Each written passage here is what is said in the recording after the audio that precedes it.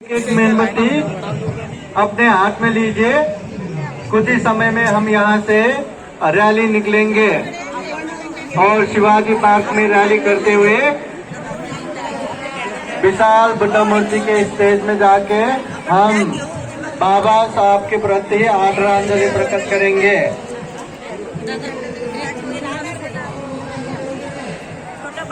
तो डॉक्टर बाबा साहब अम्बेडकर के प्रति आदरांजलि प्रकट कीजिए। आइए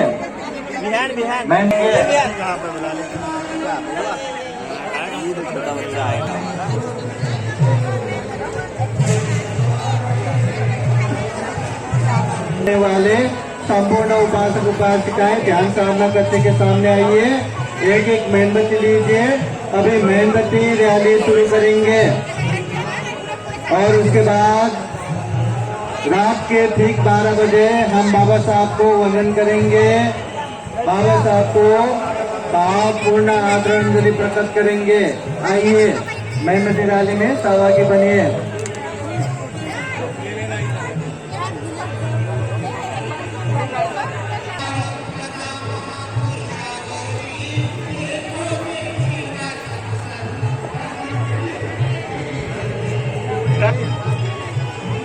जय भीम, जय भीम, जय भीम।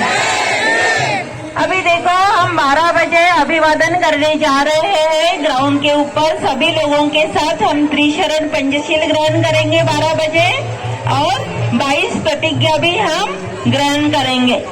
ठीक है, ये कैंडल रैली आप लोग लाइन में लगिए। पूरा भीड़ हो गया है, एक साथ लाइन दिखनी चाहिए। एक के पीछे एक रहिए, 2 लाइन करनी है। भिक्षु संघ पूजनीय भिक्षु संघ बीच में रहेगा। जल्दी एक दूसरे को सहायता कीजिए। 11 बज रहे हैं, अपना प्रोग्राम 12 बजे हमें अभिवादन करने जा रहे हैं। शरणं गच्छामि संगम शरणं गच्छामि का निनाद करके सोए हुए लोगों को जगाते हुए हमें निकलना है। बात करने के लिए पूरी जनता उठनी चाहिए।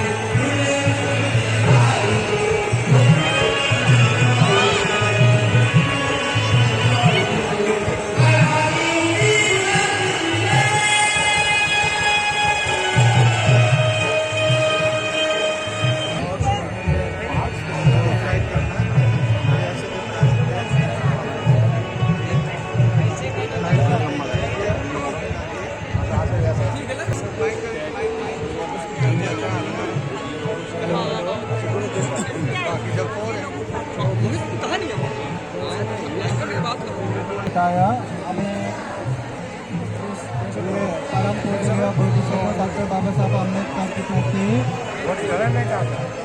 भावपूर्ण आदरांजलि प्रकट करने के लिए मेणबत्ती रैली शुरू हो रहा है और साथ ही साथ 12 बजे हम बाबा साहब के प्रति आदरांजलि प्रकट करते हुए वंदना तथा 22 प्रतिज्ञा ग्रहण करेंगे। चलिए आज शुरू करेंगे। 1 मिनट पहले पंडित जी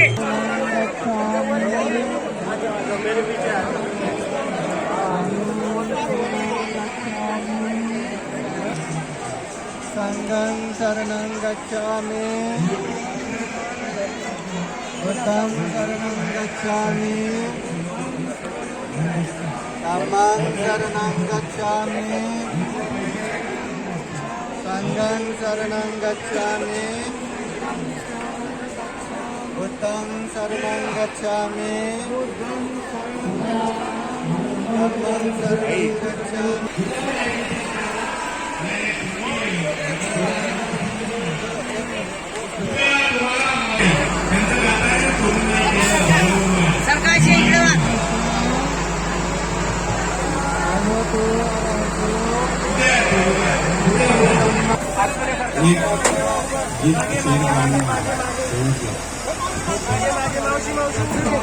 गाण्यांचा कार्यक्रम संपलेला आहे. आम्ही पोलिसांना शब्द दिलेला आहे. ते काळी टोपी आणि खाकीचा ड्रेस घालून आलेले आहे. त्यांना आम्ही काही म्हणणार नाही बाबा, त्यांचा शब्द घाला. तुम्ही त्या मागे बसाल तर सुरू चला मागे बसा.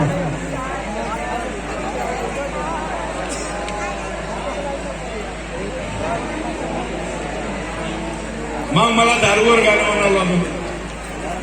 तिकडे बसा.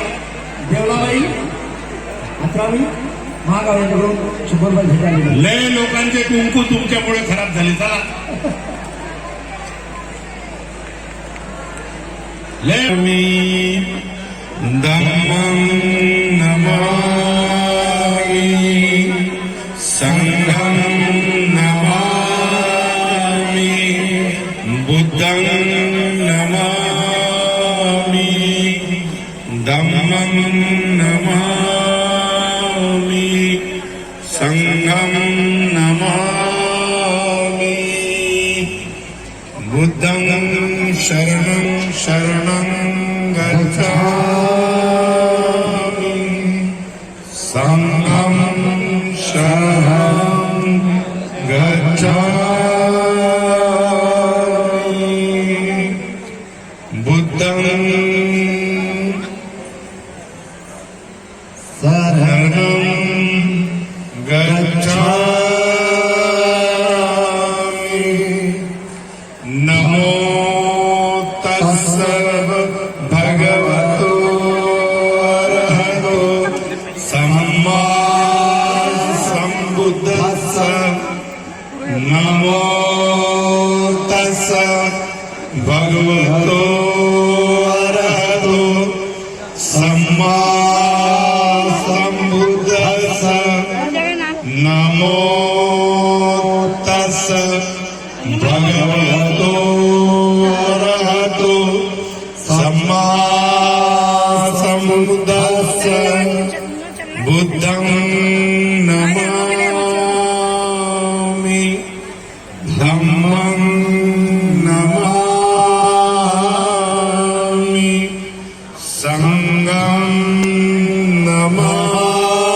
नमामि नत्थि मे शरणं अय्यं बुद्धो मे शरणं वरं एतेन सज्जवजेन होतु मे जयमङ्गलानि नत्थि मे शरणं अय्यं धम्मो मे शरणं वरं एतेन सज्जवजेन होतु मे जयमङ्गलानि नत्थि मे शरणं अय्यं संघो मे शरणं वरं एतेन सज्जवजेन होतु मे जयमङ्गलानि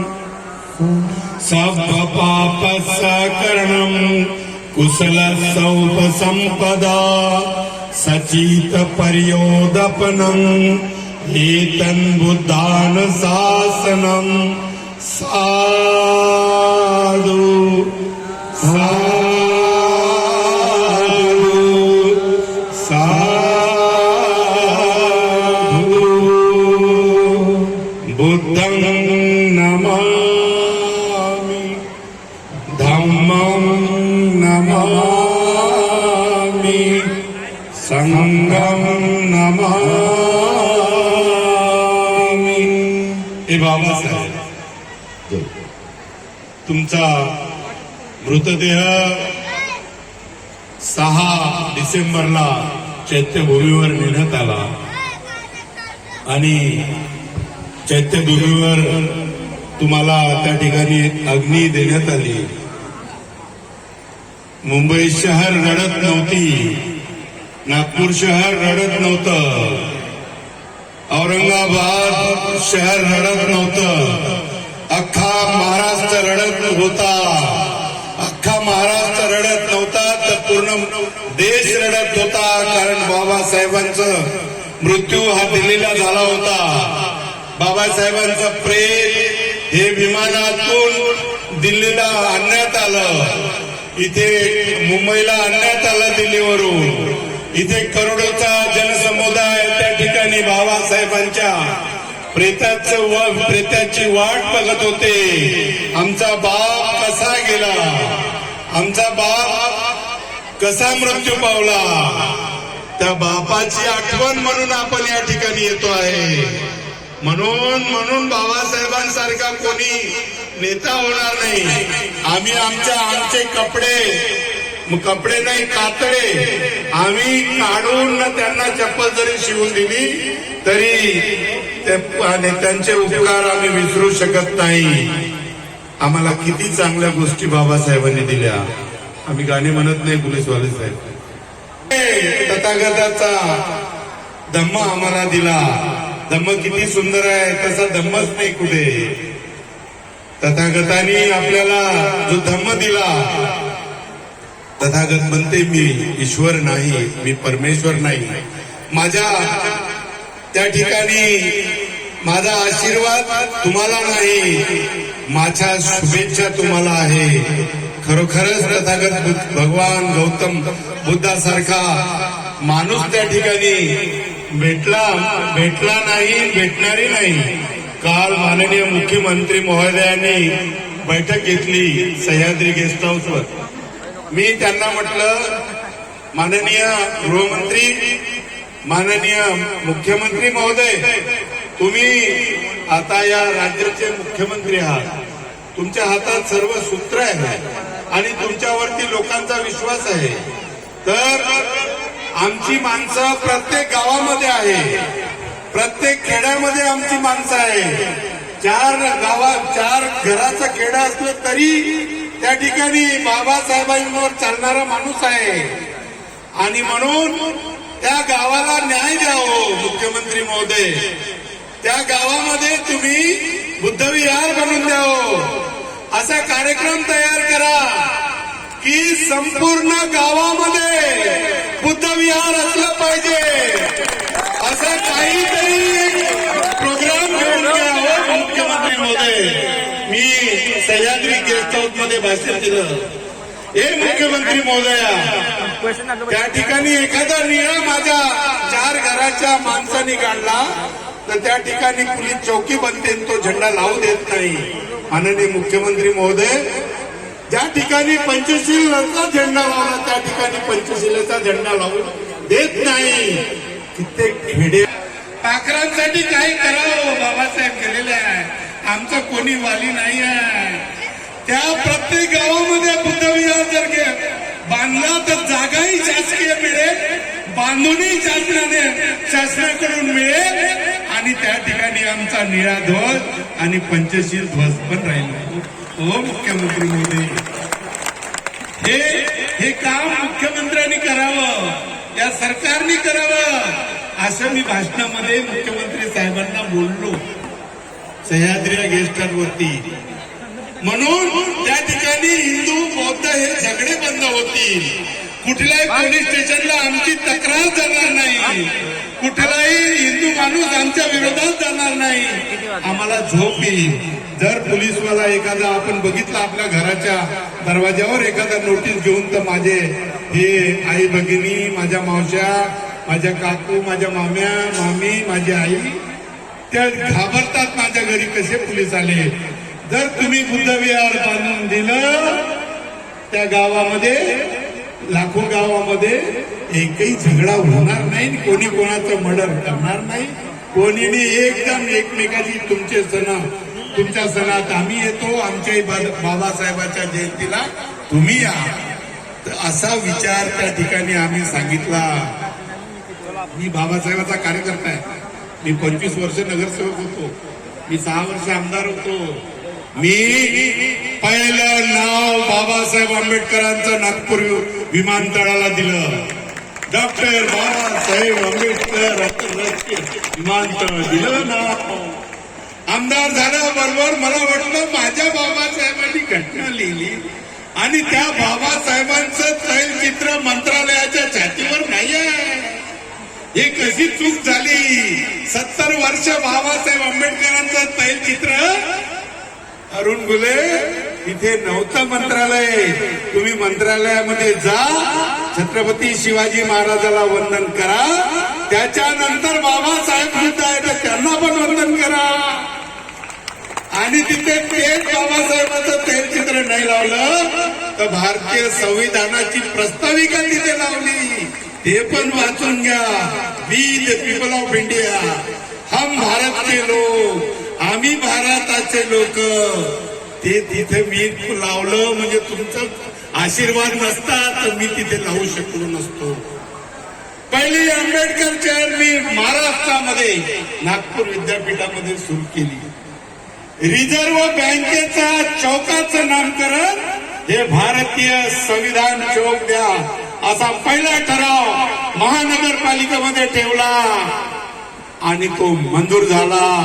महापौर आमचे साहेब होते, मुख्यमंत्री, मी विरोधी पक्ष नेता होतो आणि त्यावेळेस मंजूर झालं संविधान चौक. त्या संविधानाची आठवण त्या ठिकाणी झाली पाहिजे. आणि या दादर चैत्यभूमीचं नाव, या दादर रेल्वे स्टेशनचं नाव सुद्धा त्या ठिकाणी चैत्यभूमी रेल्वे स्टेशन झालं पाहिजे. याचं कारण असं, माझी मावशी, माझी काकू यूपी मधून येतात. अभी हिंदी वालों को समझ नहीं रहा हूँ. यूपी से आ रहे, बिहार से आ रहे, एमपी से आ रहे, छत्तीसगढ़ से आ रहे, ओडिशा से आ रहे, झारखंड से आ रहे, जम्मू कश्मीर से आ रहे. जम्मू कश्मीर के लोग कल दिखे यहाँ पे. तो उनको अगर पूछा तुम कहाँ जा रहे हो तो नागपुर का नाम भी मैंने डॉक्टर बाबा साहब आम्बेडकर नगर रखो, यूपी में रखा, यहाँ भी रखो, ऐसा भी मेरा प्रस्ताव था. तो कहाँ से बिहार के लोग कहाँ जा रहे हो पूछेंगे तो हम चैत्यभूमि रेलवे स्टेशन पे जा रहे हैं क्योंकि बाबा साहब की अस्थियां यहाँ पे है. समझ रहा है ना हिंदी वालों? समझ रहा है कि नहीं? तो बाबा साहब के चाहने वाले चैत्यभूमि रेलवे स्टेशन पर जा रहे हैं. उसका नामकरण होना चाहिए कि नहीं होना चाहिए? कितने लोगों को लगता है जरा हाथ ऊपर उठाओ. एमपी वाल्याला नाही पाहिजे, यूपी वाल्याले.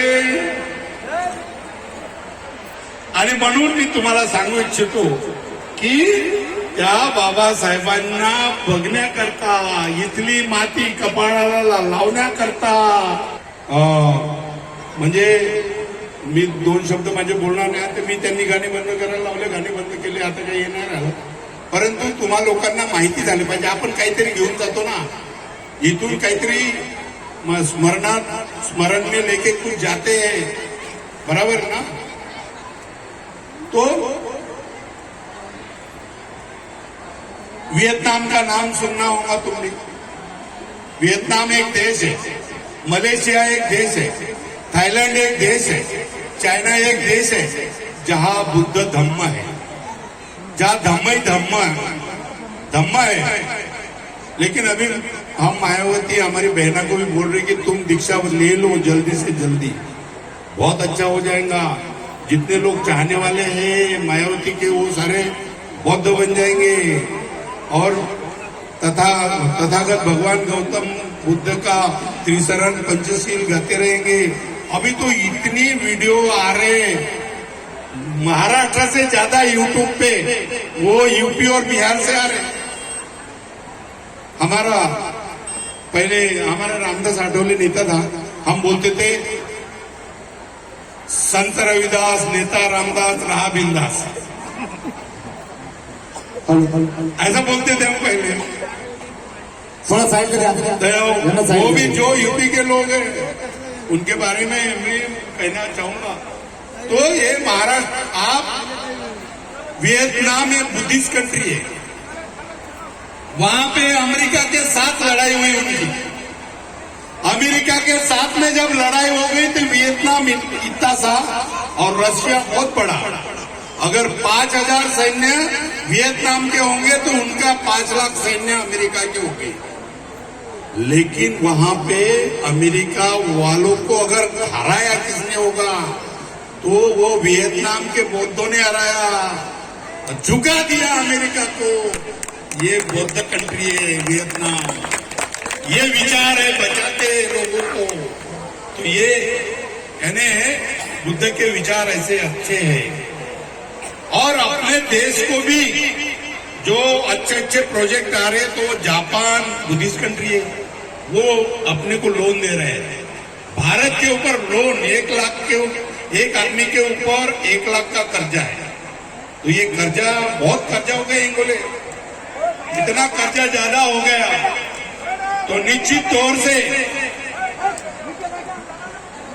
तौर से अच्छा बसूंगा म्हणते ते, बसून ऐका म्हणते, तर निश्चितच बाबा साहब निश्चित तौर से बाबा साहब अगर नहीं रहते तो ये देश कैसा रहता है, ये देश चला कैसा रहता है।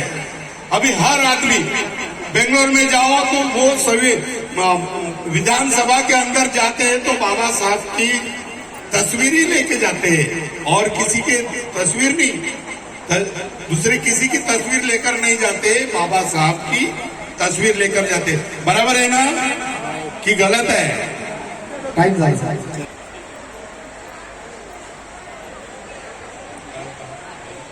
बुद्ध विहार का मदत करणारे विनोद